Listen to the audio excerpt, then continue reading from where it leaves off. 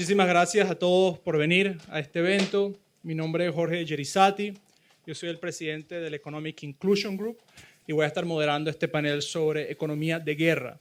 Ante todo, quiero agradecer a Amin por la organización, a Eurodefense y a todas las personas que he venido conociendo hoy que están organizando este magnífico evento.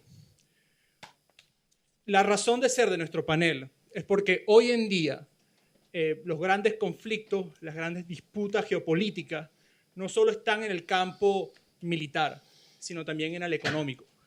Las grandes disputas no solamente se resuelven con tanquetas y con soldados, sino también con economía y con instrumentos geoeconómicos.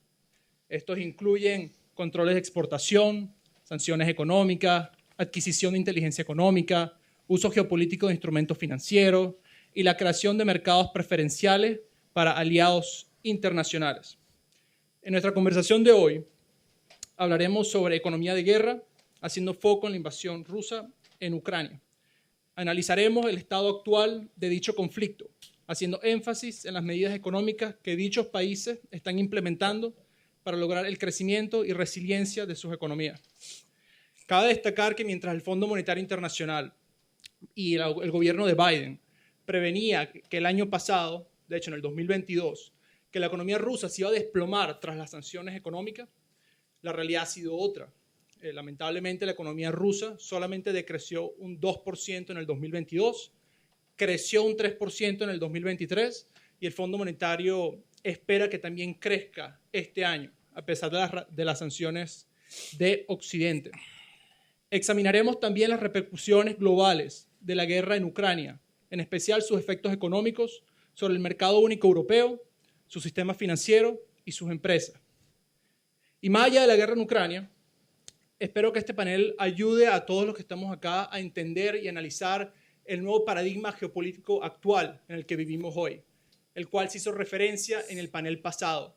Un panorama geopolítico en el cual no vivimos en los años 90, sino en dos grandes trincheras, entre los que creemos en la democracia, los derechos humanos, la libre empresa, la propiedad privada. Y aquellos, los regímenes autocráticos, que no creen en nada de esto, que no solamente incluyen a Venezuela, Irán, Rusia y China, sino que incluyen a la mayoría de países hoy en el mundo, lo cual es el gran problema que nosotros nos estamos enfrentando. Al decir esto, quiero darle la palabra a nuestros panelistas y que comiencen con una breve introducción de su experiencia y que quieren hablar el día de hoy. Muchísimas gracias, Jorge. Es un placer estar con vosotros. Mi nombre es Manuel Gazapo, yo soy el director institucional de Universae. En primer lugar, pues como no puede ser de otra manera, daros las gracias a los que estáis hoy aquí, a los que nos están siguiendo también en streaming y por ende a los organizadores de este evento que han hecho posible que pues haya hoy una jornada de pensamiento libre, crítico, constructivo sobre un conflicto pues que nos debe importar y mucho y que, no sé si lo compartirán conmigo o no, de un tiempo a esta parte este conflicto empieza a opacarse por otros que, digamos, ocupan más los titulares de la actualidad internacional y, sin embargo, se sigue cobrando múltiples, si no miles y millones de vidas de inocentes en ambos bandos del conflicto. Entonces, bueno, vamos a ver si somos capaces entre todos de poder sacar algo en claro, aunque sea al menos cuestionar las verdades absolutas, que muchas veces nos rodean, como hablaban también antes en la anterior mesa. Bueno, muy buenas tardes. Me subo a los agradecimientos y a las felicitaciones. Muchísimas gracias a Eurodefense, a Amin y al Colegio de Aparejadores por habernos acogido hoy aquí. Yo creo que efectivamente es un momento muy importante para reflexionar. Estamos en un momento, yo creo que es el momento de más violencia en la esfera internacional desde la Segunda Guerra Mundial, con unas pérdidas de vidas humanas, no solo en el conflicto de Ucrania, sino en otros conflictos internacionales enormes, con un sufrimiento muy importante y sobre todo en un momento donde las reglas que establecimos al terminar la Segunda Guerra Mundial están siendo cuestionadas por otros regímenes que nada tienen que ver con las ideas democráticas que nosotros defendemos y que tantísimos millones de vidas costaron para construir. Y esto es algo que no podemos perder de vista porque el mundo que se viene no es el mundo basado en reglas de la Unión Europea y Occidente, sino es un mundo cada vez más de bloques y un mundo donde estas verdades universales, como se ha comentado, están siendo tremendamente cuestionadas. Sí, yo soy Hugo Zunzarren, fui oficial de inteligencia en el ejército francés durante casi 13 años y, bueno, mi visión es un poco distinta a la de la economía, pero bueno, he tenido que cambiar la gorra a entender un poco los centros de gravedad de los países y lo que son los intereses. Y espero que durante las intervenciones que vayamos a tener podamos tener, como dice Manuel, diferentes criterios, diferentes maneras de entender. Yo defenderé la de que los intereses priman sobre la ética en muchos de los conflictos. Al final un conflicto nadie lo quiere, pero hay que ganarlo, o por lo menos no perderlo. Y de esa filosofía, pues creo que el análisis de inteligencia y lo que propone la inteligencia económica pues puede ser muy interesante y espero que durante este debate podamos abordarlo. Buenas tardes, soy Luis Garbía, dirijo el máster de riesgos financieros en ICADE, Comillas, Universidad Pontificia de Comillas, y me sumo a todos los agradecimientos, en concreto a Eurodefense, que he disfrutado los 5 minutos o la hora desde que lo conozco enorme porque está lleno de gente joven. Y yo creo que esa es una de las claves si queremos salir del hoyo en el que estamos y cada vez cavando más alto. Hablaba Jorge de la guerra que va más allá de los límites tradicionales y no he podido evitar acordarme del libro que se escribió a finales de los 90, Unrestricted Warfare, por 2 generales chinos. Finales de los 90, China era un país en vías de desarrollo. Hace apenas 25 años, China era un país en vías de desarrollo y en apenas 20 años nos ha adelantado a todos, no sé si por la derecha o la izquierda, pero nos ha adelantado a todos. Esta es una de las ideas que yo creo que, aunque estemos hablando de Ucrania, hay que tener presente, pensando en los 2 bloques, pensando en la Guerra Fría con 2 bloques. Y 2 ideas muy rápido. Uno es que la guerra, y pido perdón a la audiencia antes de decirlo, la guerra es una mierda. Es una mierda. He sido ya políticamente incorrecto y yo creo que tenemos que dejar lo políticamente correcto a un lado porque la guerra es horrible. Pero, dicho lo cual, pero al final lo decía, creo que es Clausewitz, que la guerra no es más que llevar la política por otros medios. Estas 2 ideas que le ha comentado Manuel al principio estupendamente, de que mueren inocentes, luego Hugo lo ha comentado también, o sea, lo han comentado mis compañeros, es un desastre, lo tengo presente, pero también tenemos que entender que es una forma de hacer política como se lleva haciendo desde toda la historia de la humanidad. Bueno, pues nada, yo soy José Manuel Amor, soy socio de AFI, dirijo el área de Research. AFI es una consultora, ¿de acuerdo? Y llevamos desde hace un montón de años haciendo research. Y en el mundo de la paz y del dividendo de la paz, pues hasta ahora solo mirábamos macro, mercados, y nuestros clientes no tenían más problemas que estos, ¿no? Y ahora hay que añadir una capa geo, porque lógicamente tienen muchos más problemas en este mundo de caos, desorden, conflicto o, si tenemos suerte, cooperación multipolar, ¿no? Ya veremos. Un placer estar aquí con todos vosotros. Muchas gracias a todos los organizadores. No voy a nombrarles de nuevo. Y venga, empecemos. Excelente. Mi primera pregunta es un seguimiento a los comentarios de Luis. Básicamente me gustaría que Luis explicara un poco a la audiencia qué se entiende por economía de guerra y, más allá de eso, cómo hoy en día los estados están utilizando la economía para avanzar sus fines geopolíticos. Respondo. Según ibais comentando, yo enseño mercados financieros, enseño economía. Y dentro de la economía hay 2 políticas, en general. Está la política monetaria y la política fiscal. El objetivo de la política fiscal es redistribuir la riqueza, es decir, hacer pues, lo de la desigualdad social. Y además yo creo que es algo que lo entendemos todos. Se cobran impuestos y esos impuestos sirven para el gasto público, para inversión pública y para hacer que aquellos que más lo necesitan dispongan de recursos. El objetivo de la política monetaria, lo que hace el Banco Central, es la paz, es la estabilidad en los precios. Hablamos de inflación, tendemos a complicar mucho las palabras, pero realmente, si en Argentina o en Venezuela hay un problema asociado con la inflación, lo que hay es un problema asociado con el crédito que dan las instituciones. Esto es la economía normal, o al menos la economía que yo sé explicar en clase. que se vertebra en dos políticas. O sea, las empresas hacen acciones, los estados, una cosa es el gobierno y otra cosa es el Estado. Los estados implementan políticas. Vuelvo al origen, que es la guerra, un desastre absoluto, pero es una continuación de esta política. La estabilidad es confianza. Yo, para tener confianza, tengo que poder creerme lo que estoy oyendo, lo que os estoy diciendo es lo que estoy pensando. Matizado, pero es lo que estoy pensando. Y eso creo que transmite confianza. La guerra es lo contrario. La guerra es frente a la cooperación. El ser humano es ser humano porque ahora estamos hablando y vosotros me estáis escuchando, o al menos hemos establecido un diálogo en el cual hay construcción. La guerra es competición. La guerra es precisamente lo contrario. Y dentro de esa guerra yo no soy capaz, y estoy pensando en Estados Unidos, que antes estaría pensando en el Reino Unido, antes estaría pensando en el Imperio Español, no soy capaz de mantener mi hegemonía y busco otros medios alternativos para mantener esa hegemonía. Por otro lado, pienso en China, no soy capaz de llegar a donde creo que por derecho tengo que llegar, por medios pacíficos, y respondo también a provocaciones o entro directamente en agresión. Hablando de China, me cuesta mucho pensar en China como imperialista. Dicho lo cual, estoy intentando de aplicar una tabula rasa. No soy capaz, de forma ética y legal, de llegar a donde creo que me corresponde y trato de llegar a ese sitio por la fuerza. Esa idea de la política. En ese sentido, todo vale, es horrible, pero todo vale. Y en esta sociedad digital en la que estamos, tenemos que entender que en un mundo industrial, ¿la guerra en qué consistía? Hiroshima y Nagasaki.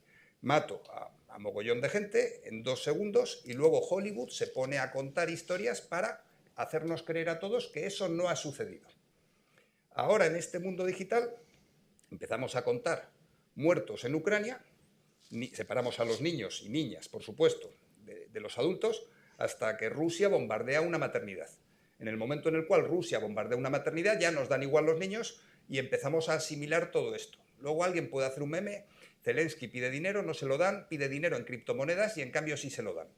Es una nueva forma de entender la guerra donde sigue ese todo vale, pero la estética pesa muchísimo más que la ética. Lo vemos en nuestras clases, en nuestras aulas.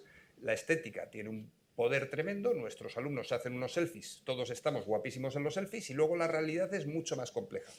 Pues ese punto de los medios de comunicación, por un lado, y de la economía, por otro, yo creo que tienen un peso relevantes. En ese sentido, por acabar esta parte, ¿qué es España? Pues en teoría, bueno, España es una nación de naciones, dijo uno, España tiene una constitución, tiene una serie de comunidades autónomas y pertenece a un orden superior que es Europa.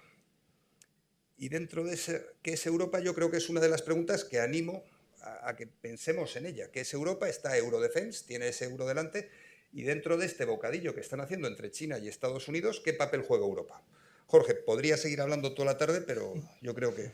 No, está muy bien, muchísimas gracias. Y bueno, hay 2 preguntas que me vienen a partir de tu intervención. La primera sería para Hugo, básicamente con respecto al concepto de economía de guerra e inteligencia económica. Me gustaría que explicaras a la audiencia cuál es tu opinión desde tu experiencia.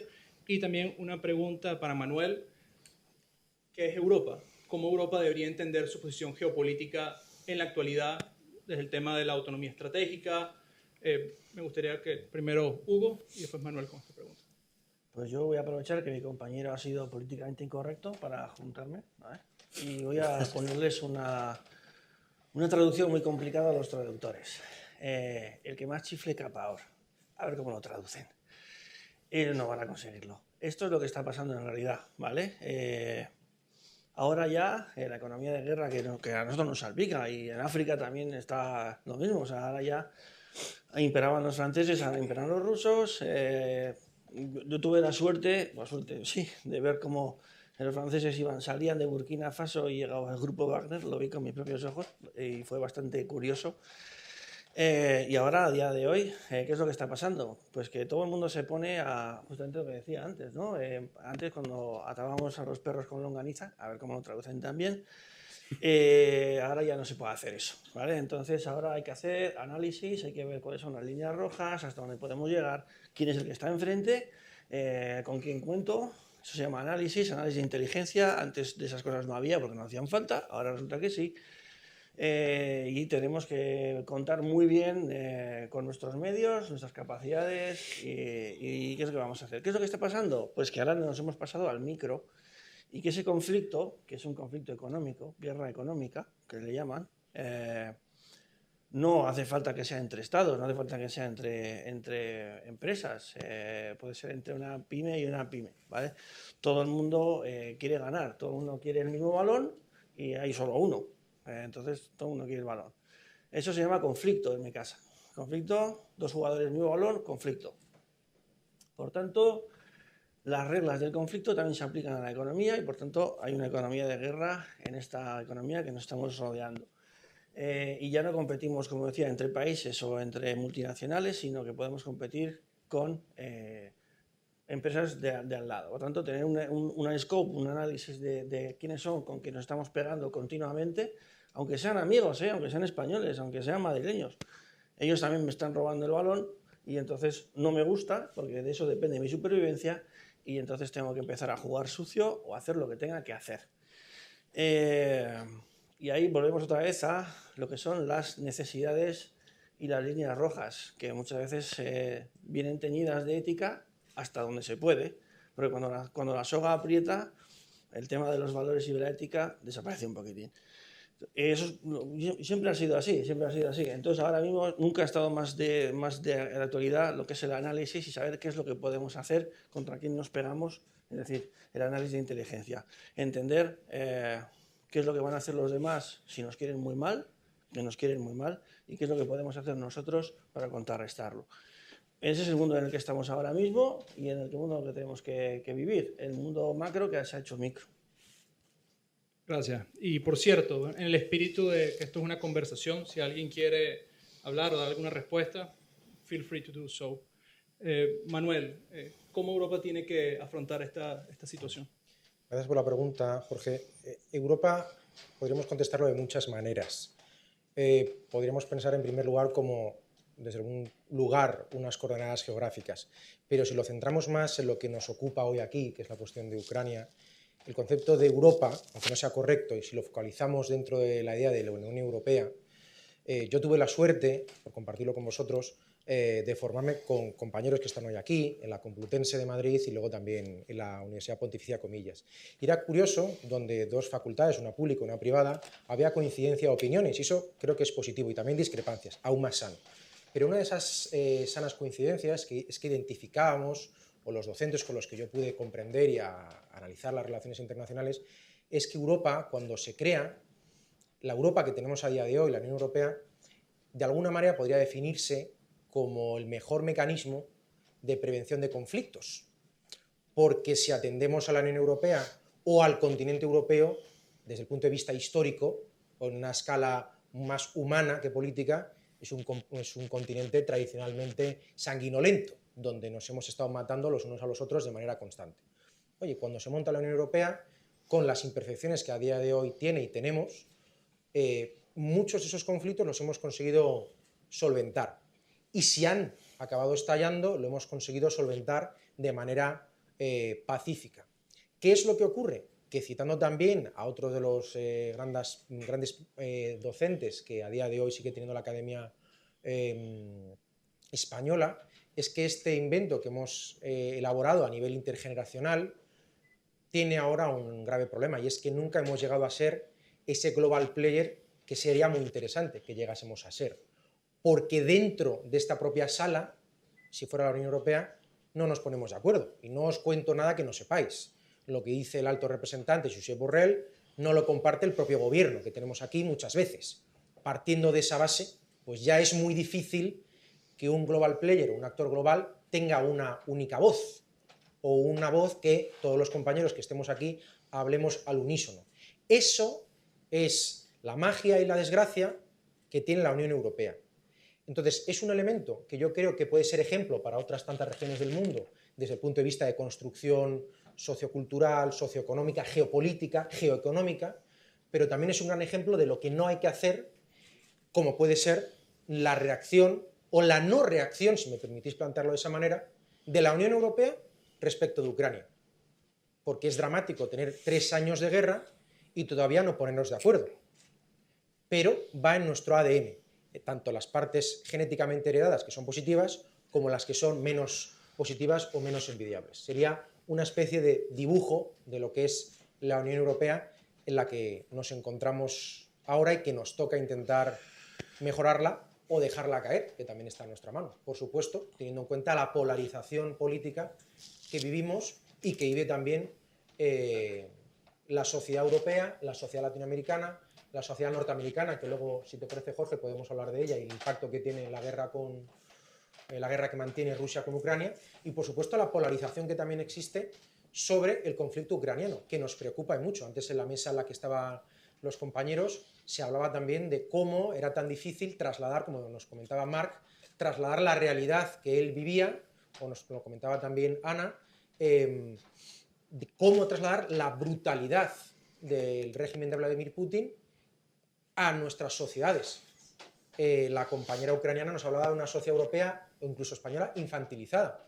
Bueno, pues quizás nos toca reflexionar sobre esto y hacernos un diagnóstico y de esa manera poder responder qué es la Unión Europea a día de hoy, qué queremos que sea o directamente qué no queremos que sea porque lo vamos a dejar estar.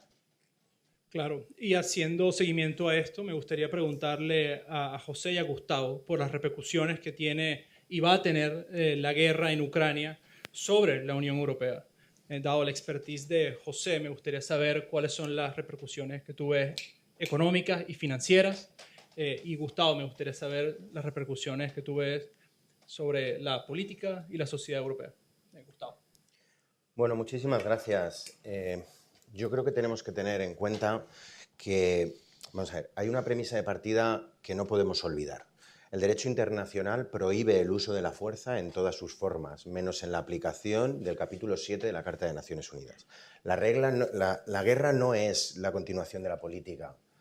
Eso no es verdad ya a día de hoy. Y tenemos que tener en cuenta que nosotros tenemos que vivir y necesitamos vivir, como bien dice Manuel, en una sociedad que está basada en reglas.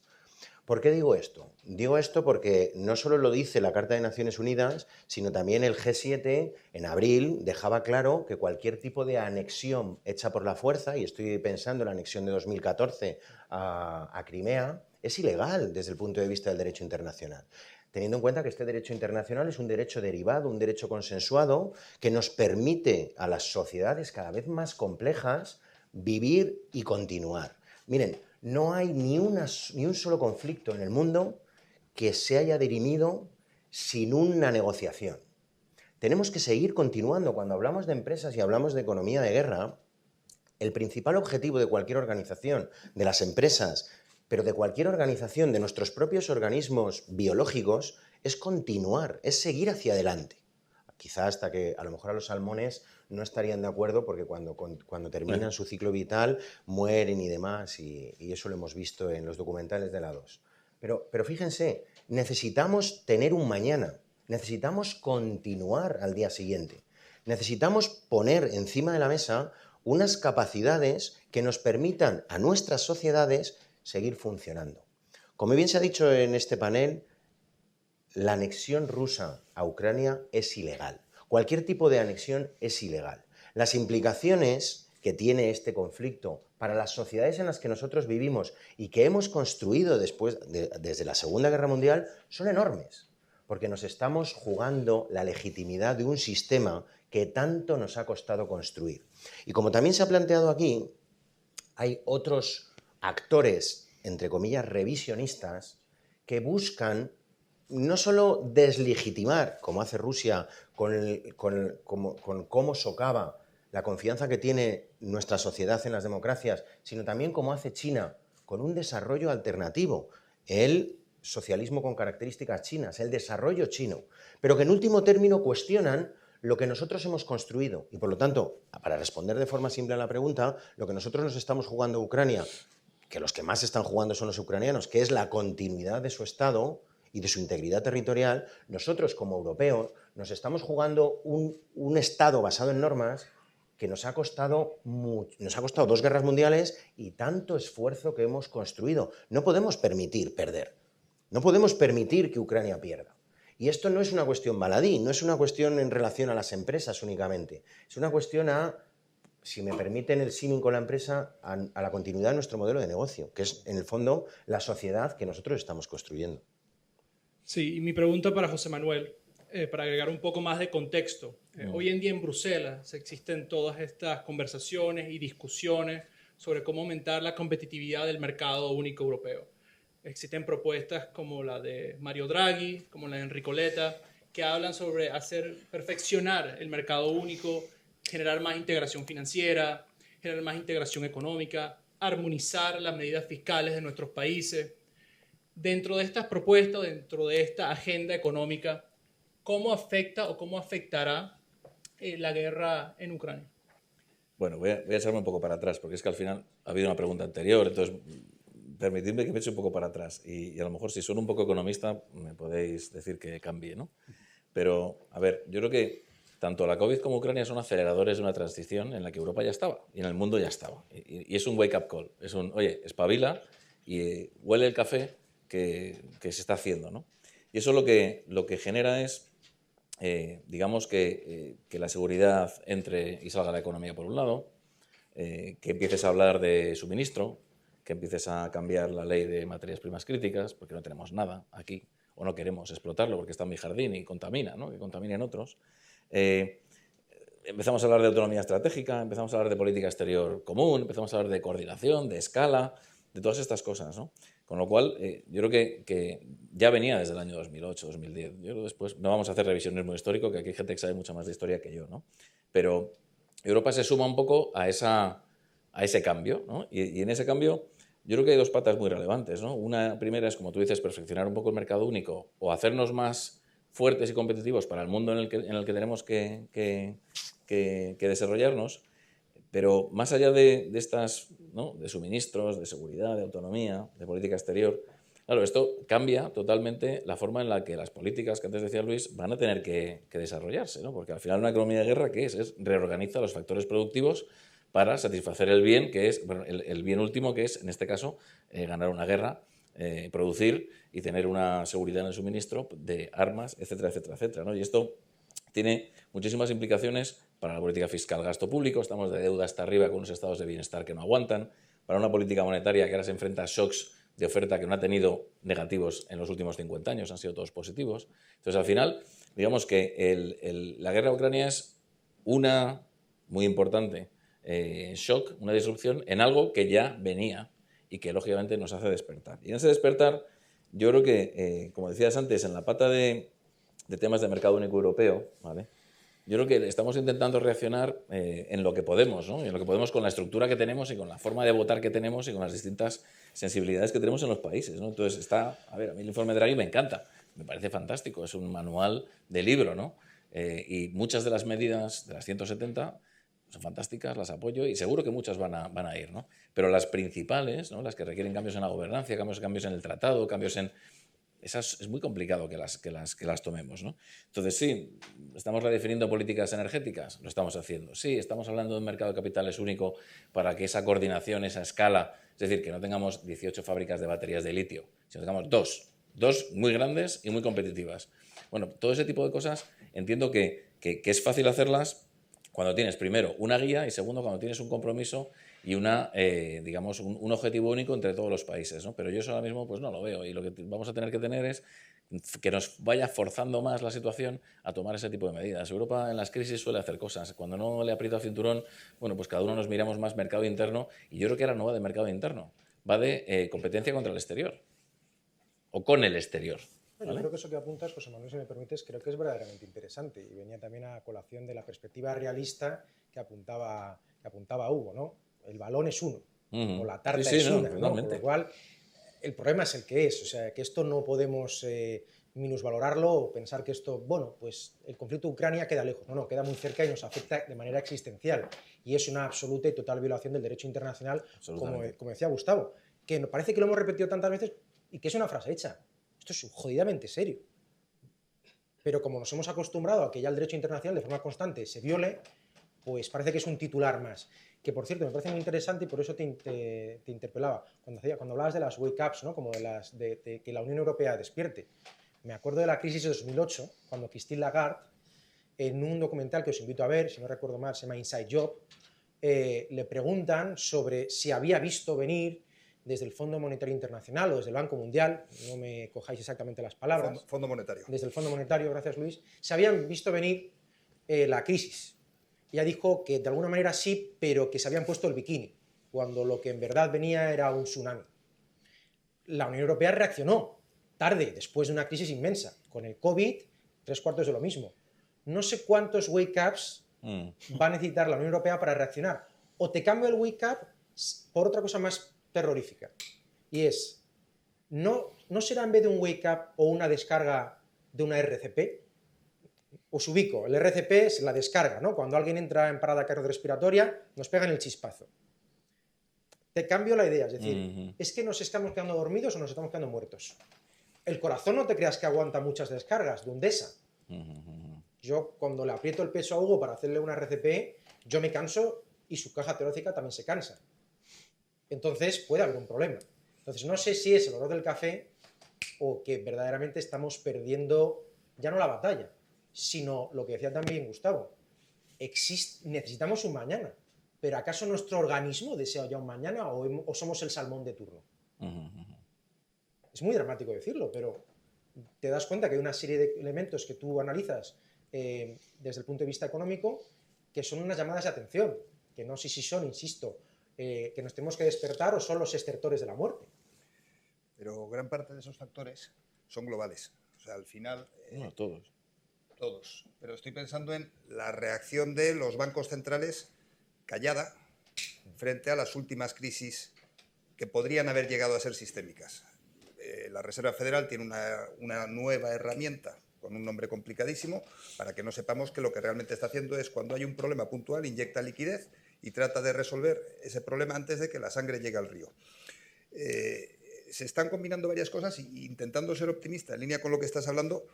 Creo que con la guerra de Ucrania, Alemania ha perdido la Tercera Guerra Mundial sin haberse enterado, y si hay algo en lo que Alemania históricamente ha destacado es reconstruyendo países. Que ahora mismo no veo a Alemania por el camino de la reconstrucción, veo más al sur de Europa, pero quiero lanzar algo positivo por ahí también. Perdón, que me he metido también por el medio. Yo, si me permites, quería contarle una cosa a mi amigo Gustavo. Hace muchos años que nos conocemos, así que me voy a permitir contar una cosilla. Has hablado del tema de... Ya no.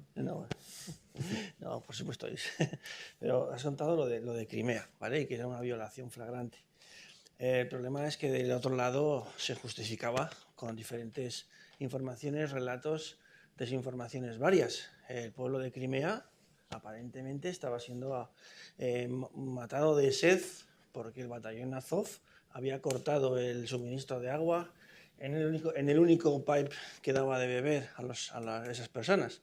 Por tanto, del otro lado no había una violación. El problema es que ahora estamos justamente en justificar todas estas acciones con relatos que yo no sé de qué lados, pero yo diría que de todos, en donde no hay violaciones en realidad, solo hay derecho y protección al desvalido y tal. Entonces, al final, realmente, no sé si podríamos decir que hay una violación del derecho internacional. Siempre hay una buena justificación. Sí. No. O sea, es que yo creo que aquí hay que ser muy claro. Es decir, la Carta de Naciones Unidas lo que reconoce después de la Segunda Guerra Mundial es la integridad territorial de los Estados, la igualdad de los Estados, la prohibición del uso de la fuerza, y está recogida en sus principios, en el 2.4 y siguiente de la Carta de Naciones Unidas. Por lo tanto, cuando un país pone los pies llenos de barro en el comedor de otro Estado, independientemente de su población, independientemente de la votación, está violando un principio de la Carta de Naciones Unidas, que es la integridad territorial de un Estado. Porque, claro, es que esto no es una cuestión subjetiva de narrativas o de... sin querer entrar en polémica, pero es que lo dice claramente. O sea, hay una igualdad de todos los estados. ¿Eso qué significa? Y esto es muy importante. La igualdad o la igualdad soberana tiene una implicación muy importante, que es que las distintas cuestiones políticas quedan al margen. Las Naciones Unidas, en la Carta de Naciones Unidas, no hablan de que la democracia es el mejor sistema posible, aunque nosotros lo pensemos. Lo que dice Naciones Unidas es, tenemos que convivir todos respetando la integridad territorial. ¿Qué integridad territorial? Pues la que se establece después de quitando los procesos de descolonización, que para eso está el Fondo de Administración Fiduciaria, que ahora está suspendido, sin querer entrar en más historias. Pero yo creo que esto es importante. Perdón. Luis. Sí, en línea con lo que estaba comentando Gustavo, que estoy absolutamente de acuerdo con la importancia que tiene la legalidad, es importante diferenciar dos planos. Uno es el plano legal y otro es el plano ético. Yo hoy es la primera vez que estoy hablando de la guerra. Y lo primero que me ha venido a la mente es lo primero que os he comentado. Antes he meditado, pero me ha venido el todo vale. ¿Todo vale? Pues la sensación cuando tienes miedo, puedes llegar a pensar que sí. Según estabais interviniendo, he llegado al convencimiento de que no solo no todo vale, sino que yo personalmente, el único motivo de disputa que podría llegar a tener con alguien es precisamente por ese no todo vale. Es un poco complejo, pero yo creo que se entiende. No todo vale, pero en un plano absolutamente ético. El plano legal son unas leyes que nos hemos dado porque se ha hablado del proceso de descolonización, podemos hablar de las colonias británicas, podemos hablar de una de las colonias británicas que se llama, os sonará el nombre, Palestina. Yo creo que si nos metemos en el plano de la legalidad, lo mismo nos complicamos demasiado la vida. Vamos a quedarnos en un plano mucho más cercano que es el de la ética. Después de la pandemia yo creo que todos deberíamos de haber aprendido que nos tenemos que cuidar. Esto es ética, la ética es individual y la ética lo que nos hace es pensar por nosotros mismos. Si yo pienso por mí mismo en todo esto que está pasando, siento decir que sí, que el relato tiene un peso tremendo y que dentro del relato, primero, tiene que estar vivo el que cuenta el relato, salvo que le hayan grabado y haya muerto. Si no sales en un vídeo, no existes. No existes. Y dentro de ese relato, al final, si hay algo que tenemos que aprender todos es que la ley es un arma más. Si nosotros nos abandonamos de la ética, dejamos de pensar de forma crítica y pensamos solo en lo legal, podemos llegar a justificar verdaderas barbaridades diciendo no, es que es legal, es que tengo derecho. Cuidado, que el mundo es complejo y si dejamos de pensar y nos abandonamos al plano de la legalidad, probablemente estemos cayendo en el dogmatismo asociado con uno de los dos bandos necesarios para que exista un conflicto. Y me gustaría seguir contigo. Tú eres experto en sistema financiero, en mercado financiero, de eso es tu cátedra en varias universidades. Me gustaría saber cómo tú ves las repercusiones que tiene la guerra en Ucrania al sistema financiero de Ucrania y al sistema financiero también de la Unión Europea. En Europa el peso del sector bancario es mucho más alto que en Estados Unidos, por ejemplo. Es 250% del PIB, dado que no existen otros medios de financiamiento como sí existe en Estados Unidos. Desde el 2008, la rentabilidad del sector financiero también ha sido la mitad que en los Estados Unidos. Ha sido un 5%, mientras que en Estados Unidos es un 10%. Entonces me gustaría saber tu opinión, tanto de la economía y el sistema financiero ucraniano, como del sistema financiero de la Unión Europea. Perfecto. Antes de eso, gracias Jorge por haberme ascendido. No tengo cátedra, lo que tengo son 3 niños y por eso me veo obligado a tener que trabajar en diferentes universidades. Esto, si se enteraran en todas las universidades lo que trabajo, probablemente no me dejarían. Pero aparte de eso, que es importante esta idea de precariedad en la que vivimos en este país. Es relevante. Este es uno de los problemas. Estados Unidos, Europa, pensamos que somos lo mismo. En Estados Unidos la inflación, la famosa inflación, fue porque han dado cheques a los ciudadanos. O sea, dieron cheques directamente y eso hace una inflación de demanda. Hay más gente que quiere comprar y esa inflación se tiene que combatir subiendo tipos de interés. Para que os hagáis una idea, en Estados Unidos se rompieron una pierna y se pusieron una escayola en la pierna. En Europa, la inflación que hemos tenido, a mí no me han dado ningún cheque ni creo que a mucha gente se le hayan dado. Es una inflación que tiene que ver con la oferta debido a la guerra de Ucrania. En Estados Unidos se han puesto una escayola en la pierna porque se han roto la pierna, en Europa nos hemos roto un brazo y nos ponemos una escayola en la pierna. ¿Me estoy explicando? No tenemos la misma situación en Estados Unidos, en Europa que en Estados Unidos. Vamos por partes. La guerra es un desastre. La banca estadounidense, después del 2008, en parte se adaptó más rápido. La banca europea, para adaptarnos al espacio europeo, hubo que hacer un esfuerzo grande. Por resumiros una historia que podría ser complicada, la banca que tenemos ahora en Europa es fuerte, pero no además la banca alemana, la banca del sur de Europa. La banca que tenemos en España dobla en ratios a la alemana. Y luego los italianos quieren comprar un banco alemán, todos hablamos del espacio único, ¿y qué dicen los alemanes? Que como un italiano va a comprar un banco, esta misma mañana ha sido. O sea, no hay una unidad, tenemos una banca potente. En Estados Unidos tienen un problema importante con la banca regional. La banca en Estados Unidos es débil. Y luego dos datos en relación con cómo nos ha afectado la guerra de Ucrania, y eso de que me cuesta ver o no ver relación entre la guerra y la política fiscal europea, estadounidense. Estados Unidos sube los tipos de interés, eso en teoría es enfriar la economía, y Estados Unidos produce petróleo y armas. El 38% de las armas que se exportan en el mundo las exporta Estados Unidos. Y después de la pandemia el petróleo estaba a unos 60, 50 dólares el barril. Se inicia la guerra de Ucrania. ¿Y qué pasa con todo el arsenal mundial? Que hay que renovarlo. ¿Y qué pasa con el precio del petróleo? Que sube a 120 dólares el barril. O sea, al final sí que ha tenido un impacto la guerra de Ucrania en nuestra economía. Hemos tenido una inflación de oferta, porque el precio de la energía es, como dice el informe de Draghi, 4 o 5 veces mayor en Europa que en Estados Unidos. Y, insisto, Estados Unidos se pone una escayola en el pie porque se ha roto un pie, y nosotros, además del brazo roto, debido a la inflación, subimos los tipos de interés. Nos ponemos una escayola en la pierna. Por lo tanto, o le hacemos caso a Draghi y a Letta en el informe pensando en el mercado único y luego al empuje que hay que meterle a Europa, o tenemos un poquito el norte perdido. Jorge. Sí, José Manuel, quería agregar. Sí, yo quería agregar, en términos de sistema financiero o de derivadas financieras, ¿no? Es decir, Ucrania en el fondo está en crutches, ¿no? Está con muletas, las muletas que le da Estados Unidos, las muletas que le damos nosotros financieramente. Es decir, Ucrania ahora mismo es un Estado que financieramente no es capaz de hacer absolutamente nada y depende del apoyo de sus socios, ¿no?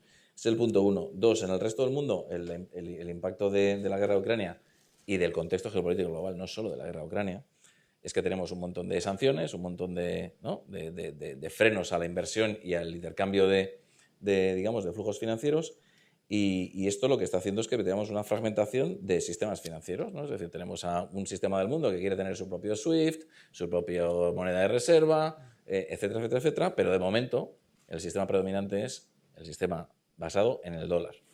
Y ahí hay un pequeño problema, y es que todos los que se quieren desenganchar del dólar, o la mayoría de ellos, tienen su deuda denominada en dólares en gran medida, no tanto China, ni tampoco Rusia, pero muchos de los BRICS y otros países que pueden estar en ese eje, o si queréis en la Shanghai Cooperation Organization, la deuda la tienen en dólares, con lo cual tienen que tener dólares. Es decir, que esa muerte del dólar que algunos anuncian, no le deis mucha importancia porque será muy largo. Solo si hay un conflicto radical entre las dos partes, ahí sí que tenemos un problema, ¿no? Otro tema importante es cómo los bancos centrales de todos los países que están en el otro lado, ¿vale?, ven que ante el mundo de sanciones que tienen, lo que están haciendo es reducir riesgos. Hombre, tú miras el Banco de Rusia y lo que ves es que de la noche a la mañana tiene 200.000 millones de dólares depositados en la Reserva Federal de Nueva York en letras del Tesoro americano, y de la noche a la mañana no lo pueden tocar.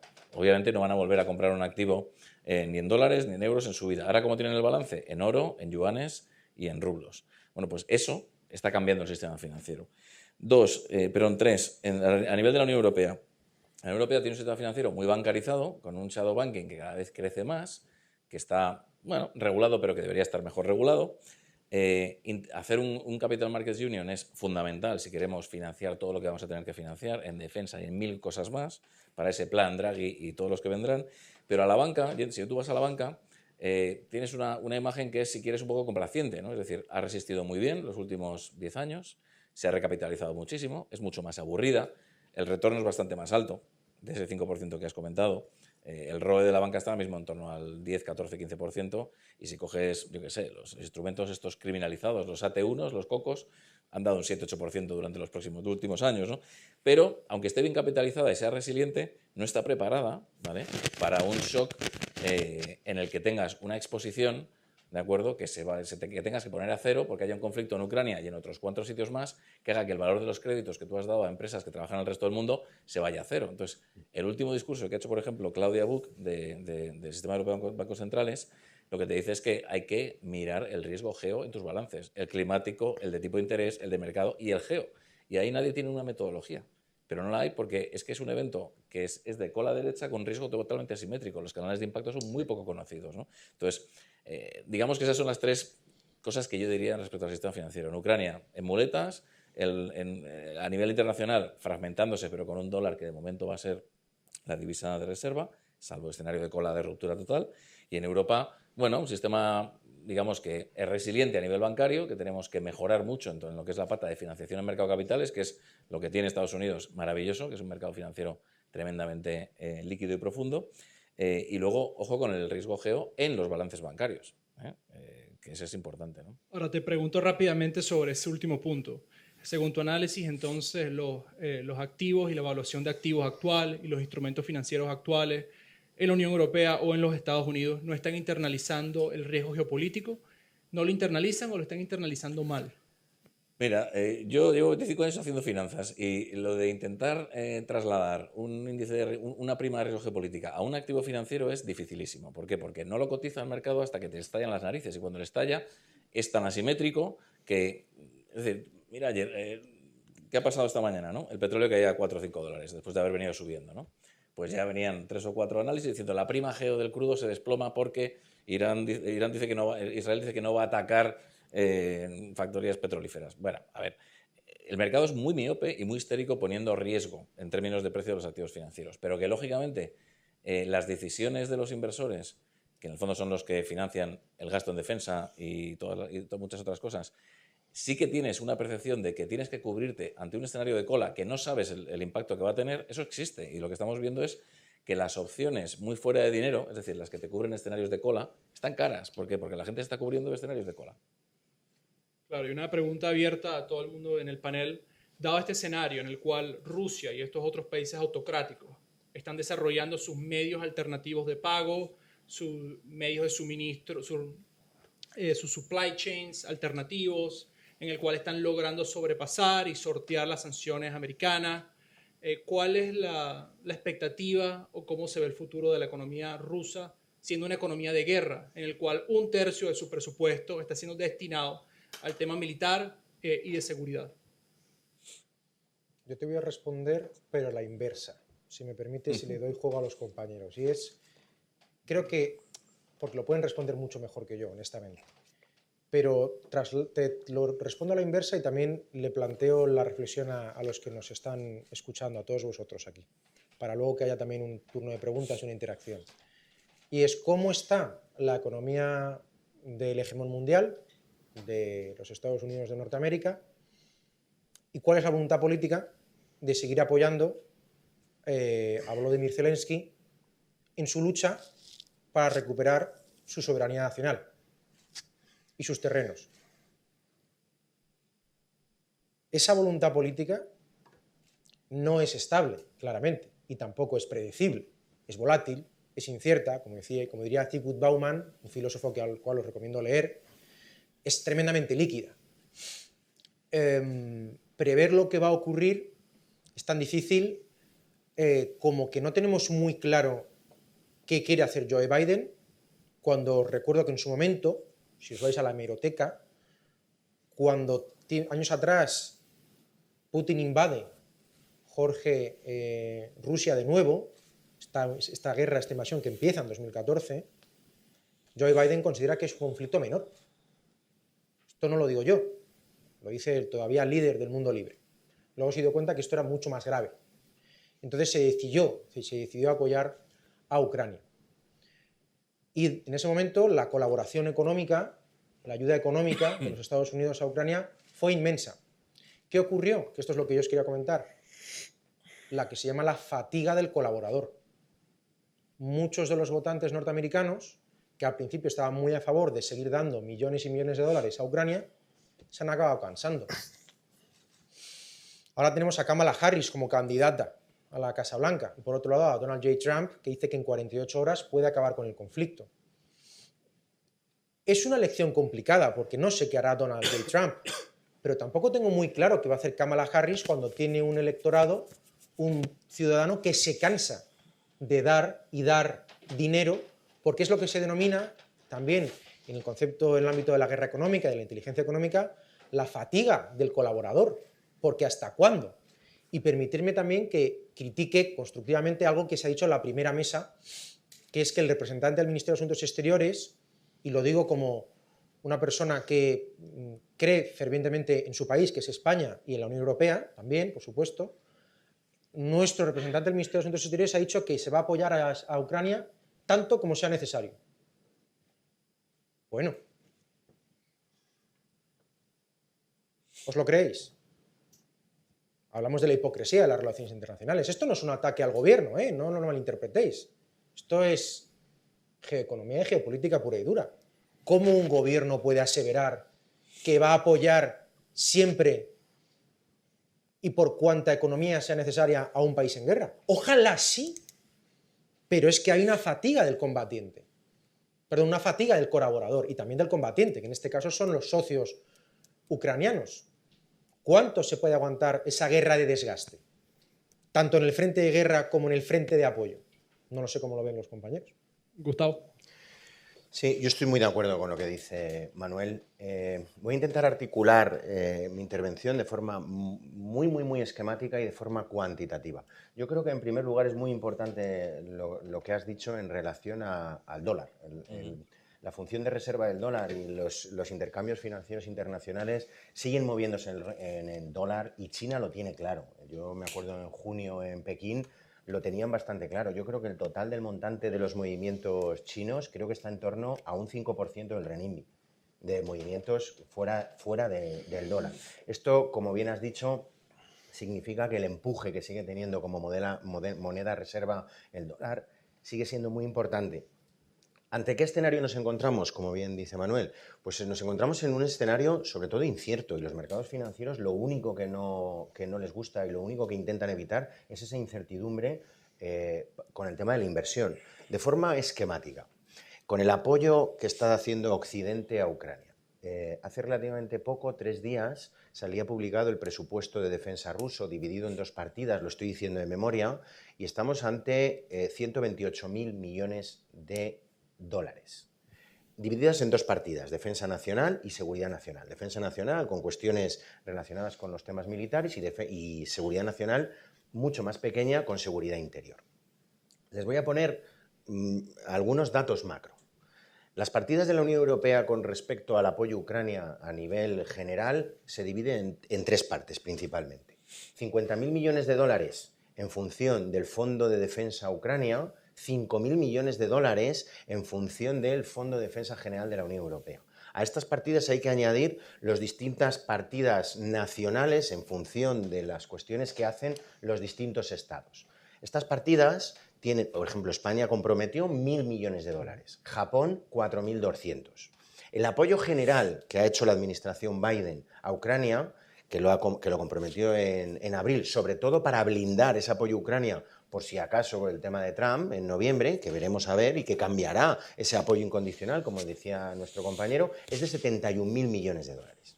Si ustedes echan cuentas a lo que le estoy diciendo, 128.000 millones de dólares, teniendo en cuenta que Rusia, la economía rusa está aguantando, y que, perdón, que me ahogo, ya soy mayor.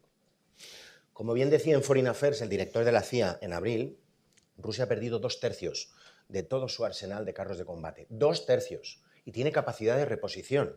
En algunos años veremos la capacidad de personas que han muerto en Rusia simplemente por la pirámide poblacional. Lo veremos en unos años. Y eso, todo el mundo está de acuerdo conmigo de que son muchos y muchos ciudadanos rusos que están pereciendo en la guerra de Ucrania. ¿Esto qué significa? Primero, que Rusia tiene una capacidad de aguante que está soportando el esfuerzo de guerra, igual que lo está haciendo Ucrania, con el apoyo occidental que se ha comentado aquí.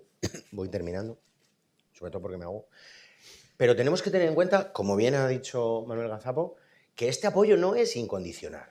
Nosotros no podemos seguir apostando, no podemos seguir aguantando por un conflicto que se va a enquistar y que está costando miles de vidas humanas. Pero también por eso he querido intervenir antes, al principio, que la legalidad nos obliga, nos empuja a que no se puede reconocer una anexión ilegal. Y tenemos una disyuntiva económica, legal y, como ha dicho Luis, ética, en un callejón sin salida muy complicado. Que es qué va a pasar en los próximos años. Es que tenemos que tener un mañana, que me gustaría que ese fuese mi titular, que me ha quedado muy bonito. Con esto termino, perdón. Hugo. Sí, a mí lo que me ha dicho antes, lo que habéis comentado por el momento, me recuerda mucho a lo que hizo el Vietcong en la ofensiva del Tet. No sé si conocen un poco cómo fue aquello, pero lanzaron 5.000 Vietcong para colapsar las líneas americanas, sabiendo que el centro de gravedad del adversario era la opinión pública.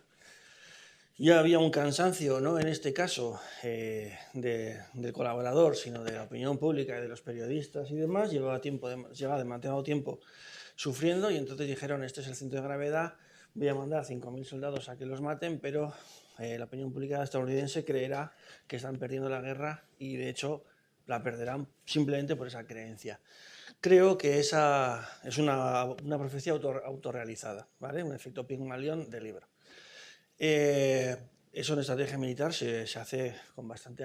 Si sabes el análisis correcto, lo puedes determinar. Y creo que esta fatiga del colaborador me sorprendería que los diferentes bandos no lo tengan en cuenta como un centro, como un punto eje, o sea, como un posible eje dentro de las diferentes estrategias. Yo creo que se tiene en cuenta, por un lado, esa fatiga, y habrá otra cosa que habrá que activar posteriormente, y del lado del fatigado tendrán en cuenta esa fatiga y tendrán que activar otra cosa. Me sorprendería que esas características no se hayan tenido en cuenta en la elaboración de los diferentes escenarios, porque en la elaboración de escenarios, sobre todo para lo que es estrategia militar, esos drivers, esos pequeños puntos se pueden analizar. No me sorprendería. Igual me lanzo a la piscina, pero no creo que sea tan... Creo que se puede tener en cuenta. Luis. Sí. Es que has comentado la parte de Vietnam y hay muchos paralelismos históricos. El ataque de Hamás fue 50 años después del Yom Kippur. Yo ahora estoy viendo la crisis energética, sale Estados Unidos de Vietnam, y es muy parecido, o sea, no es muy parecido, pero hay un paralelismo con los 20 años de Vietnam con los 20 años en Afganistán. Y justo después de estas guerras, yo tengo una sensación, ahora en Europa yo me siento un poco en el sudeste asiático, primero Corea, y además en Corea había una guerra civil, y el paralelo iba subiendo o iba bajando en función de que unos dieran apoyo u otros dieran apoyo. Estados Unidos apoyaba, subía el paralelo, apoyaba a China, bajaba. Volvía a apoyar más a Estados Unidos, subía, y luego apoyaba a Rusia a través de China y volvía a bajar un poquito. La capacidad que tiene de cansarse Rusia como combatiente, tengo la sensación, y ojalá esté equivocado, pero tengo la sensación de que con China detrás, que no digo que esté China detrás, pero lo acabo de decir, pues lo mismo tiene una capacidad fuerte de aguante. En este sentido, hay un factor, pensando en hacia dónde vamos, que estoy de acuerdo, José Manuel, con el poder del dólar. Estoy de acuerdo y no hay ningún pero. Es el factor tecnológico. Bueno, por un lado, volviendo un segundo para atrás, esta mañana, creo, o ayer se han reunido el ministro de Defensa chino con el ministro de Defensa ruso. Un dato. El factor tecnológico que hace, por un lado, que las tierras raras son importantes, son relevantes. ¿Cuántas tierras raras tiene control China sobre su extracción? En general, más del 80% de las tierras raras, hay materias primas críticas, el listado que tiene la Unión Europea, pero con algunas en concreto, más del 99% del control mundial. En este sentido, la guerra ya está yendo estos días, estamos viendo la noticia de cómo Estados Unidos avanza con su proteccionismo. Quiere poner una fábrica de TSMC en Arizona, se gasta 60.000 millones de dólares, ¿y qué ven? Que no hay técnicos suficientes en Estados Unidos como para funcionar en esa fábrica. Y si hay técnicos, pues son bastante caros. Estados Unidos, la única empresa europea en los últimos 50 años tecnológica que ha crecido es la de los microchips que fabrica la holandesa ASML, que fabrica maquinaria para hacer microchips. Pues ya Estados Unidos le está diciendo a ASML con cuidado a quién vendes máquinas para hacer microchips. En este sentido, ¿a dónde quiero llegar? Que estamos en un contexto en el cual la tecnología juega un papel importante y hay una empresa que os sonará, Xiaomi. Muchos de los móviles que tenemos en el bolsillo son Xiaomi. Para fabricar un coche, Tesla tiene después de 7 años el Roadster esperando a ser fabricado. Xiaomi en 2 años, igual que Hyundai hizo en tiempos con los astilleros y los barcos, en 2 años dijo, pues desde Xiaomi voy a fabricar un coche, y en 2 años lo tuvo en el mercado, 50.000 unidades vendidas en 30 minutos, $28.000 un coche espectacular. Se ponen al día, son capaces de adelantarnos, insisto, desde lejos. ¿Y qué hacemos desde Europa? Ponerles unos aranceles. Sensación que tengo que todavía desde Europa no tenemos lo que comentabas, Manuel, al principio. ¿Qué es eso de Europa? No tenemos una voz única y la respuesta debería de ir más dirigida, en lugar de en aranceles y competitividad, pensando en el informe Draghi, meterle un empujón a todo esto de la innovación y un poquito tengo sensación de estar convirtiéndome en el sudeste asiático después de la Segunda Guerra Mundial. Ese patio de atrás del mundo donde importa poco lo que suceda. Y imagínate, Luis, la frustración que eso genera en los propios ucranianos. Totalmente.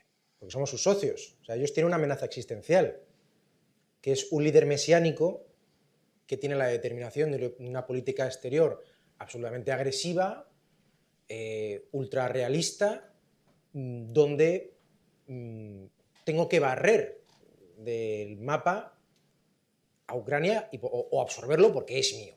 Punto. O sea, ya está, no tiene más misterio. Es un realismo bélico, un realismo ofensivo. Y tus socios, que somos los que estamos hoy aquí sentados, nos cuesta tener claro eso. Entonces, también desde el punto de vista de la guerra psicológica, que no también la guerra económica, ¿hasta qué punto puedes confiar o te puedes sentir respaldado?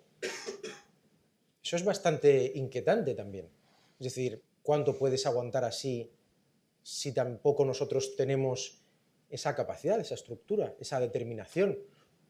Me lo llevo, por ejemplo, hablando también a la cultura de paz, seguridad y defensa. Manuel, te pregunto, ¿Rusia quiere toda Ucrania o solo la salida al mar? Desde el punto de vista pragmático, la salida al mar. Desde el punto de vista de la política exterior de Vladimir Putin, yo creo que no queda solo en Ucrania, va mucho más allá. Es decir, yo creo que hay una determinación absolutamente obsesiva por expandirse. Es un poco, si me permitís la comparación, el Lebensraum de la Alemania nazi. Es decir, yo necesito más, más y más para expandirme, con lo cual, la salida al mar, sí, parecido a lo que a lo mejor ahora necesita hacer Israel salvando las distancias con una zona buffer en la zona del Líbano. Pues sí, la salida al mar, pero acabará ahí. A mí me parece que no, pero también porque tú lo decías, porque Rusia tiene un apoyo potente, que es China, que es el gasoducto de Siberia. Ahí hay un elemento muy importante también. Es decir, las grandes sanciones de las que hablabais, a Rusia, ¿cuánto verdaderamente le han afectado? Verdaderamente no le hemos hecho tanta mella como quizás desde Bruselas habíamos pensado. ¿Y qué porcentaje de relación hay entre el conflicto que hay en Ucrania? O sea, ¿hasta qué punto yo me siento ucraniano, me siento europeo ucraniano, y me siento también judío de Israel? Pensando en que al final tendemos como seres humanos a aislar en bloques la Primera Guerra Mundial, la Segunda, pero la realidad que yo creo que subyace es que hay dos bloques y lo que estamos viendo son diferentes manifestaciones de una realidad que es mucho más compleja y al final hay dos grandes bloques detrás. Pregunto, Manuel. Esa división yo creo que nos pueden ilustrar bastante bien tanto Hugo como Gustavo, pero es el patio trasero, quiero decir. Sí. Ya lo venimos escuchando. Europa, lo siento por los que seáis muy eurocentristas, pero no somos el ombligo del mundo, ¿de acuerdo? Y no deberíamos tampoco, a lo mejor, empezar en el bachillerato o en la ESO estudiando el viejo continente. ¿Por qué es el viejo continente? Que no existía antes Latinoamérica, no existían los otros 4 continentes que eran una invención literaria, quiero decir, el mundo está marcado por las gafas por las que nos han educado. No tiene nada de malo ser un poco autocrítico e intentar cambiarnos o intercambiarnos las lentillas o las gafas. A mí lo que me preocupa, Luis, es que Estados Unidos está preocupado por todo lo que pasa en el eje Asia-Pacífico. Ahí es donde está la verdadera guerra o el verdadero conflicto geoeconómico, y el patio trasero, si no lo es ya, es Europa. Por eso creo que Ucrania lo tiene muy complicado. Y por eso creo que, aunque la compañera que estaba antes en la mesa decía me gustaría volver a las fronteras del 91, que nos lo comentabas, y ojalá pudiera ser así, desde el punto de vista más sincero, y creo que sois la verdadera sistema de alerta temprana que nos debería de hacer activar las conciencias en Europa, es que no tomamos en serio este asunto o lo vemos muy lejano. Por ende, creo que vuestro país vuelva a las mismas coordenadas es algo irreal, por desgracia, a día de hoy. Me recuerdo a Afganistán. En Afganistán hemos invertido 20 años, hasta hace muy poco en esta sala teníamos a un ex embajador afgano, a Said Ahmed Wahdat, que dijo, ¿pero qué es de la comunidad internacional? Si habéis invertido 20 años aquí con nosotros y ahora nos abandonáis en manos de unos terroristas, que son los talibán. Eso es el viejo continente. Eso es la OTAN. Eso es la Unión Europea. Siento pintaros una cosa muy terrible, pero eso es la realidad. Por ende, creo que la situación es muy complicada para Ucrania, porque los socios que estamos en el viejo continente, pues no estamos verdaderamente en forma ni verdaderamente determinados a seguir apoyando en el largo plazo. Ya no sé si desde el punto de vista de la propaganda, de la política, si vale de algo la política, de la diplomacia. Yo creo que si a nosotros nos está costando cómo poder transmitir a nuestros socios ucranianos, que muchos de vosotros estáis aquí, y también representantes de las Fuerzas Armadas, la sensación de un compromiso, ya no digo de palabra, ético o moral, sino de que ese deber legal del que nos hablaba Gustavo verdaderamente se va a mantener, porque el papel lo aguanta todo. Pero ya hemos visto que, bueno, el papel está escrito, pero... José Manuel, y después Sí. abrimos a preguntas de la audiencia. Sí, no, yo hice una pregunta un poco más. A ver, está claro que hay compromisos de apoyo total, etcétera, etcétera, que son palabras bastante huecas si no cuentas con la sociedad, ¿no? Y yo no sé si nuestras sociedades están preparadas para una economía de guerra. De hecho, cuando uno mira los sacrificios que habría que hacer para estar preparados para una economía de guerra, y dice, a ver, tenemos sociedades hiperpolarizadas, mal punto de partida. Segundo, tenemos unos estados de bienestares que no hay, pero perdón, Dios que los sostenga.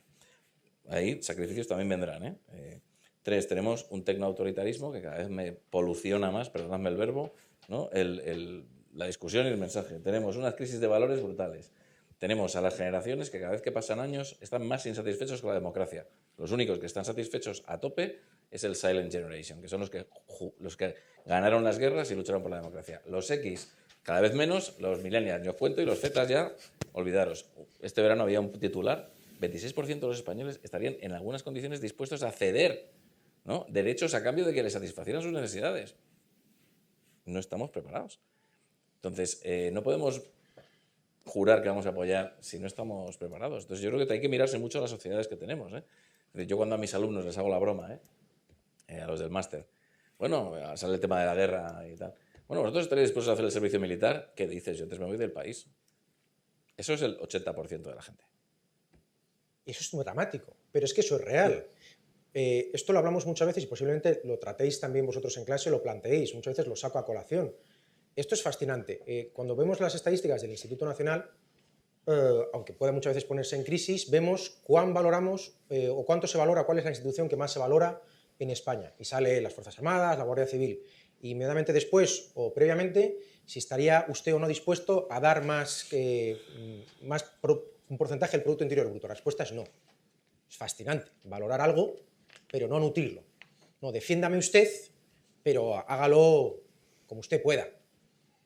Eso es complicado. Tanto como hablaba los compañeros antes, ya sea una partida, como decía Gustavo, a nivel ruso, a nivel español, a nivel europeo, ya sea para la defensa o para la seguridad nacional. Mantener así el sistema es muy complicado.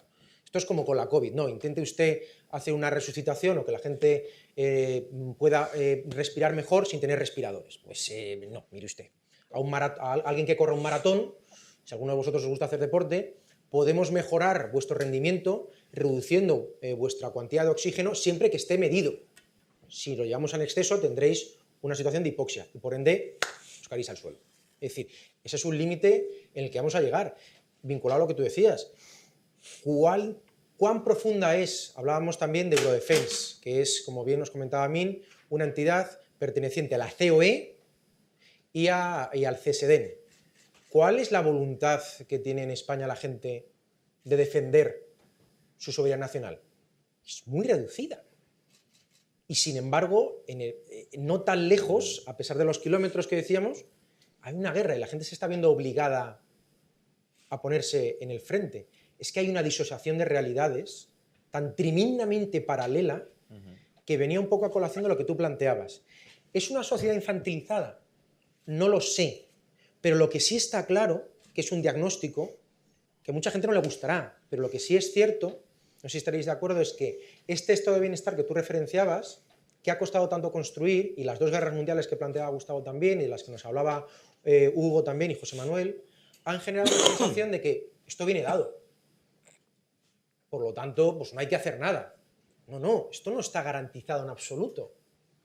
No sé si vivir tanto metidos en TikTok y en redes sociales o en polarización política nos da la sensación de que en realidad esto, bueno, pues queda lejos, ¿no? Lejos no queda en absoluto. Abrimos ronda de preguntas. Por favor, ser breves, que tenemos nada más un par de minutos. Sí.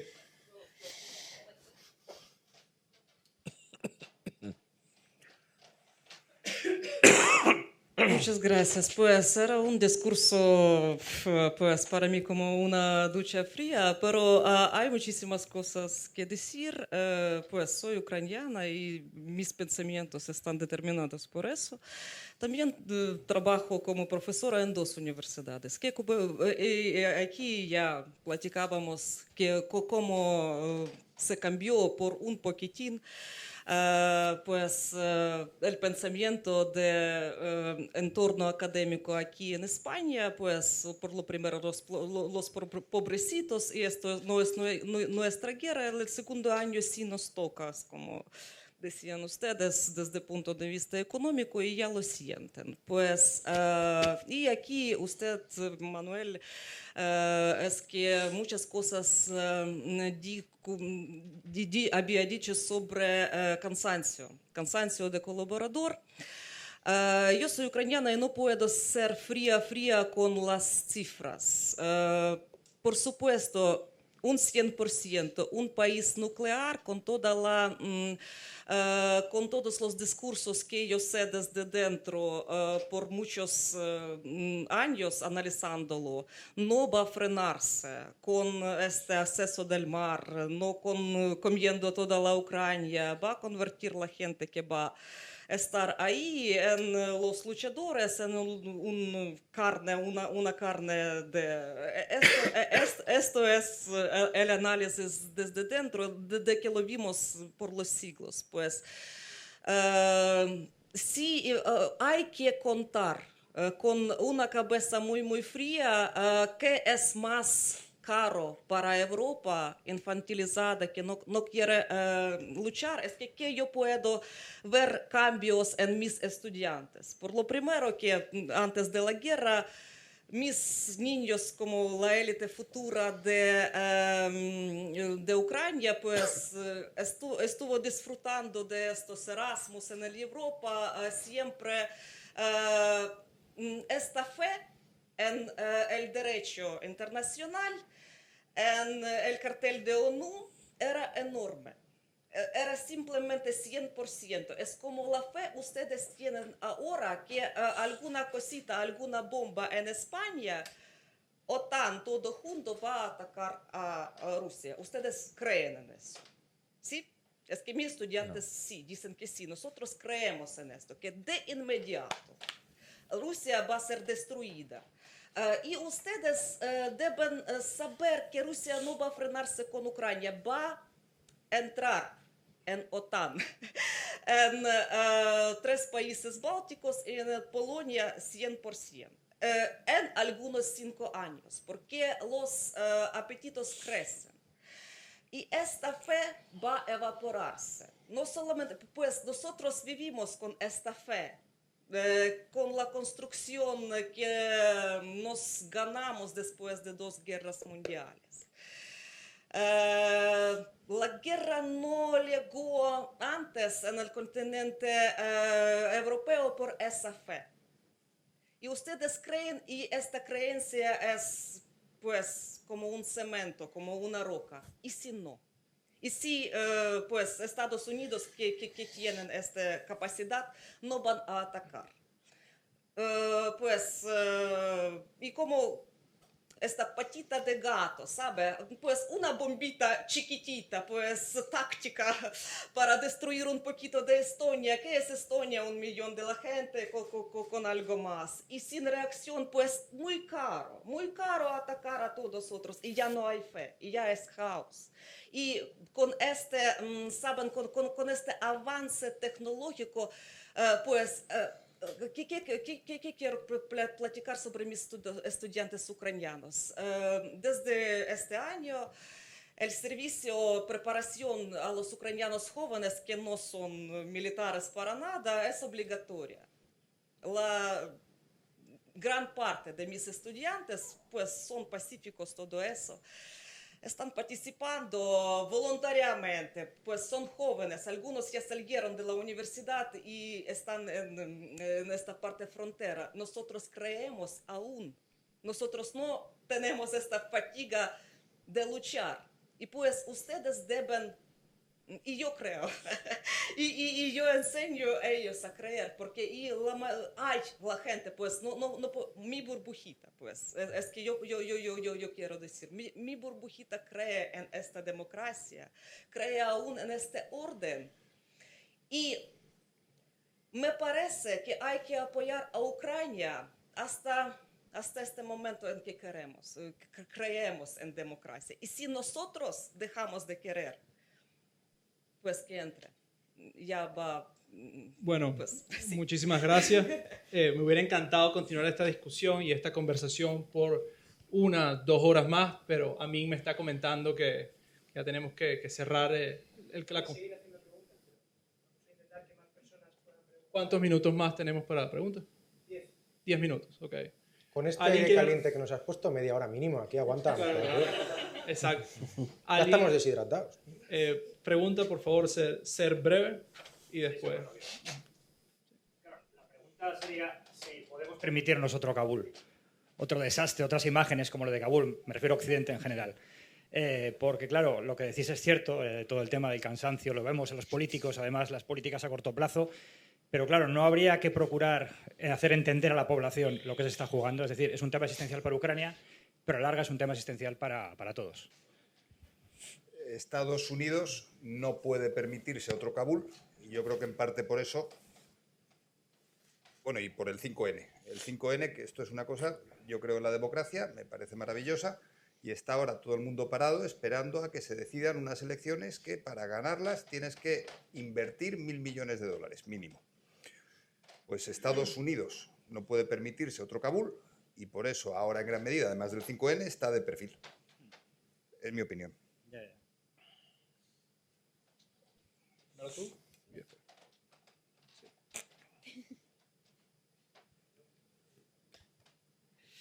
Bueno, pues muchas gracias por la charla, que la verdad que ha sido alucinante. Hay un comentario que sí que me gustaría hacer, hablando de lo que comentaba Manu del tema de Europa, de la crisis de identidad y demás, ¿no? Y ¿hasta qué punto podéis pensar vosotros que realmente estamos pasando por algo que es necesario para Europa? O sea, efectivamente tenemos una crisis de identidad horrenda. Tenemos unas crisis migratorias, tenemos pues el problema que sí con Rusia y tal, es como decía la frase de la abuela, ¿no? De entre todos la mataron y ella sola se murió, ¿no? En cierta manera, ese desafecto que hay hacia las instituciones, esa falta de credibilidad que tienen nuestros representantes, esa falta de interés supuesto, ¿no? O de interés por cosas que realmente tienen peso de los jóvenes, quizás se sustancie en que no saben todavía qué es lo que es realmente importante, porque no se han visto, como los compañeros de Ucrania, en la situación de tener que luchar por su vida, ¿no? Entonces, Sabater tiene una frase que a mí me gusta mucho, que dice que eso, que el hombre como la hiedra crece contra aquello que le ofrece resistencia, ¿no? Entonces, quizás debemos dejar que esto caiga, ¿no? Que Europa a lo mejor caiga para que pueda redefinirse y volver a ser ya no el viejo continente, sino quizás el nuevo continente. Es buena, ¿eh? El precio va a ser caro, ¿eh? De conseguir esa conciencia. Se va a liar una muy gorda. Si hay que conseguir que todo el mundo tenga la conciencia de lo que vale un peine y de lo difícil que resulta todo en la realidad y de que no son derechos adquiridos y de que todo te viene dado y de que tal y cual, el dolor va a ser grande, ¿eh? ¿Y quién quiere pagar? Por irme lejos, creo que hay gente que ha votado a Milei que ahora mismo se está arrepintiendo.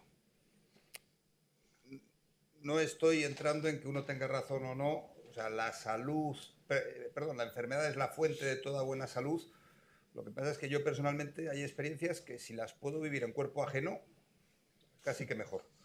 Luego, si me permitís, pues vas a tener como tres paletas de colores, ¿no? Y me gustaría ver si Gustavo, como profesor de una facultad extraordinaria, que es la de Relaciones Internacionales, la Facultad de Ciencias Políticas de la Complutense, a ver cómo lo ves tú, Gustavo. Y es el hecho de que Ucrania entregase, a ver si más o menos lo puedo hilar, ¿eh? Para que todos me entendáis, el hecho de que Ucrania entregase los armamentos nucleares que tenía, teniendo la confianza de que había unos garantes que iban a garantizar, la redundancia, su seguridad, y ahora nadie le garantiza su seguridad, no hace falta que la gente dejemos caer a Europa, sino que directamente la gente diga, la próxima vez que me inviten a mí a abandonar mis armamentos nucleares, no lo voy a hacer, porque no confío en la sociedad internacional, no confío en el orden, no sé cómo lo ves tú. Si eso puede generar un desasosiego, por ejemplo, te lo planteo porque ahora Irán también se arrepiente de haber firmado en 2015 esos programas de desacelerar el enriquecimiento de uranio. Es decir, ahora Irán dice, claro, no me hubieran a lo mejor atacado si yo hubiera tenido ese uranio enriquecido. No sé si esto puede generar la sensación de desconfianza respecto de las relaciones o de la sociedad internacional. No lo sé. ¿Para qué tengo que engañar? Vamos a ver. Yo creo que vivimos en una situación tremendamente complicada. La situación que vive ahora mismo Ucrania, además del sufrimiento humano, es consecuencia del propio devenir de la sociedad internacional desde el final de la Guerra Fría. A Rusia no le gusta el lugar que la sociedad internacional le ha relegado desde la caída del muro de Berlín y el fin de la Unión Soviética, 1989-1991. Eso es evidente. Tampoco le gusta la ampliación hacia el este de la OTAN, ni el empuje de las fuerzas de la Alianza Atlántica para con respecto al este. No le gusta. Sí que es cierto, como dice la OTAN, que ha sido los propios estados de las repúblicas soviéticas los que han ido pidiendo progresivamente en el 97 y en el 2004 la entrada en la organización. El artículo 5 de la Carta de la OTAN dice que dentro de zona, Ceuta y Melilla queda fuera, es el ataque a cada uno de los 32 estados que somos todos ahora, es un ataque al conjunto de la alianza. Y eso asegura una seguridad colectiva y compartida con respecto a OTAN. Ucrania no está en OTAN, no está en la Unión Europea y a pesar de las cuestiones políticas es muy difícil que eso cambie. La situación que tiene Ucrania ahora mismo es muy difícil. Es una situación muy complicada, la que tiene Europa también, pero la que tiene Rusia también. Yo creo que no estamos en una situación del final de los tiempos, porque el uso de armas nucleares, aunque sea de forma táctica, relegaría a un actor a una situación que no se puede permitir la comunidad internacional. China no lo apoyaría, pero no lo apoyaría ni con Corea del Norte, ni con Rusia, ni con ningún Estado. Yo entiendo su posición y es una posición completamente loable y como ha dicho Luis, a mí no me gustaría vivirla y es una situación muy difícil. Pero tenemos que ser realistas desde el punto de vista de la sociedad internacional, que, vuelvo a repetir, tiene que haber un mañana. Ucrania es muy difícil que ceda territorio. Los polacos viven esa situación compartiendo frontera de guerra. Nosotros en Madrid no la vivimos. Polonia sí que la vive, Ucrania está viviendo la guerra y todos los muertos.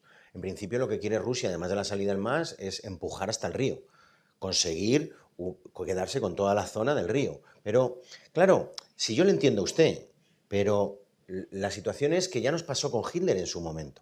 Nosotros no podemos permitir, desde el punto de vista de las normas del derecho internacional, dar ningún tipo de concesión, así lo dice el G7, a anexiones ilegales. Bien ha dicho Hugo lo del tema de Crimea de 2014 y demás.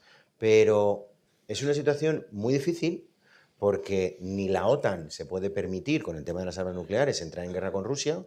se va a hacer todo lo posible para que no ocurra, Rusia también lo va a hacer, y la Unión Europea no tiene capacidad suficiente en los proyectos de seguridad y defensa de la Unión Europea para que eso ocurra. ¿Cuál es la situación? Pues me tenía que haber callado con él, no lo sé, pero yo qué sé. Bueno, muchísimas gracias, Gustavo. Y esto, con tus palabras, cerramos el panel de hoy. Quiero darle las gracias a todos los panelistas, quiero darle las gracias a la audiencia, porque lo que reflejamos en este panel y lo que compartimos todas las personas que estamos acá es que la economía y la defensa de la economía y el uso de los instrumentos económicos es clave para fortalecer nuestra democracia, la manera en que vivimos, nuestro futuro como sociedad. Europa tiene unos grandes retos, retos militares, geopolíticos, retos demográficos y retos propiamente económicos. Y aquí estamos todos para repensar ese futuro. Muchas gracias.